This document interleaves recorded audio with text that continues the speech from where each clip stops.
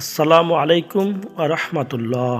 প্রিয় বন্ধুরা, আজকে আমি আপনাদের সামনে মহান আল্লাহ তাআলার অলৌকিক ক্ষমতা সম্পন্ন এমন একটি শক্তিশালী আমল ও দোয়া নিয়ে হাজির হয়েছি। যদি আপনারা মন থেকে এই দোয়াটি শুধুমাত্র রমজান মাসে পাঠ করেন, মহান আল্লাহ তাআলা সাথে সাথে দোয়ার জবাব দেবেন ও দোয়াটি কবুল করবেন। আপনাদের সকল কাজ সফল হবে, মনের সকল অপূর্ণ আশা পূরণ হবে। আল্লাহর কাছে যা চাইবেন এই দোয়ার মাধ্যমে মনের সকল অপূর্ণ আশা পূরণ হবে। যা চাইবেন এই দোয়ার মাধ্যমে আল্লাহ তাআলার দরবারে তাই মঞ্জুর হবে ইনশাআল্লাহ। এজন্য আপনাদের মূল্যবান সময় থেকে কিছু সময় বের করে এই ভিডিওটি সম্পূর্ণ দেখুন। এর ফলাফল দেখে আপনারা অবাক হতে বাধ্য হবেন। দোয়াটি শুধু আপনাদেরকে মনোযোগ দিয়ে একটিবার শুনতে হবে, তাহলেই আপনাদের মনের চাওয়া পাওয়া ও অপূর্ণ সকল হাজত পূরণ হয়ে যাবে। আমি নিজেই ফল পেয়েছি, আপনারাও পাবেন। প্রিয় বন্ধুরা, আপনারা অনেকেই পেরেশানিতে আছেন, অনেক সমস্যায় আছেন।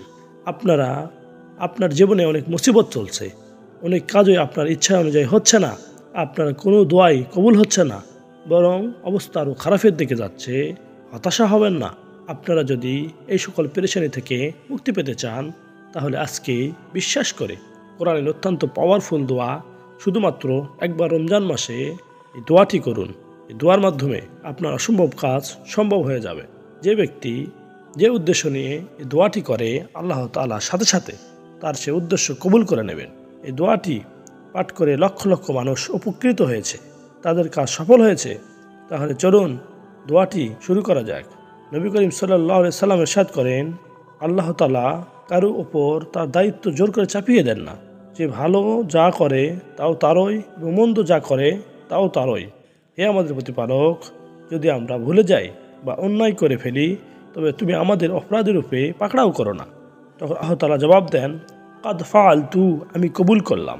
এরপর বান্দা যখন বলে, রব্বানা ওয়ালা তাহমিল আলাইনা ইসরান কামা হামালতুহু আলাল্লাযিনা মিনাল কাবলিনা, অর্থাৎ হে আমাদের প্রভু, আমাদের পূর্ববর্তীদের ওপর যেমন গুরু দায়িত্ব অপূর্ণ করেছিলে, আমাদের ওপর তেমন দায়িত্ব অপূর্ণ করো না। তখন আল্লাহ তাআলা জবাব দেন, কাদ ফাআলতু, আমি কবুল করলাম। এরপর বান্দা যখন বলে, হে আমার প্রভু, আমাদের ওপর এমন ভার অপূর্ণ করো না যা আমরা বহন করতে সক্ষম নই, যা বহনের শক্তি আমাদের নেই, আমাদের গুনাহ মোচন করো, আমাদের ক্ষমা করো, আমাদের প্রতি দয়া করো, তুমি আমাদের অভিভাবক কাফির সম্প্রদায়ের বিরুদ্ধে আমাদেরকে জয়যুক্ত করো। তো আল্লাহ তাআলা জবাব দেন, কাদ ফাআলতু, আমি কবুল করলাম। তোমাদেরকে এই পবিত্র রমজান মাসে সব দোষগুণ ক্ষমা করে দেওয়া হবে, এবং তোমরা এই মাসে আমাদের ইবাদত করতে থাকো, আর আমি তোমাদের দোয়া কবুল করে নিয়ে তোমাদের চাওয়া পাওয়া পূরণ করে দেব। আমিন।